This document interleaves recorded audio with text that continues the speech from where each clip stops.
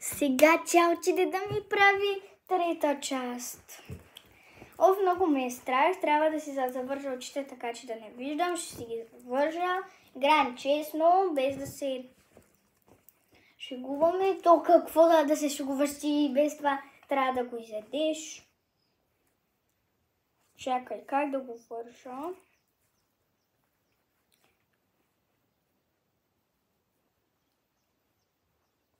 Ето така. Добре, върнах се. Сега сложила съм и от това. Оп. И от това. Секунда само. Ще капна на земята. Може да отвориш малко устата. Само устата.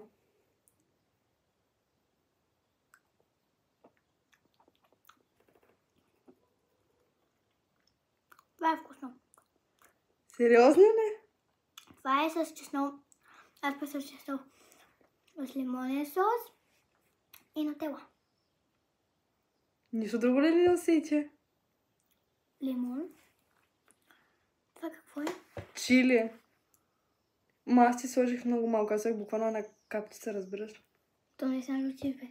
Лучи ли ти? Вода. Лучи ли си много? Лучи! Наталя, знаеш, че не обичам люто. Ай, пи от моята айде. Не са ли чулици? Не съм сложих много малко. Ма сложих много нутела. Сложих не се една огромна лъжица нутела. Actually, ако го нямаше соса да предаде такъв чили след това е хубаво. Ако измисля така нутела, може би ще я ям.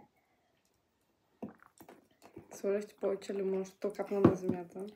И буквално да, хубаво е, ама чили соса направо ме изгоря. То се усеща на края. Ма, Наталия, това е лучиво. Езика ми е... Искам да ти кажа, че помериш ли нещо, мога да разпозная дали е чили.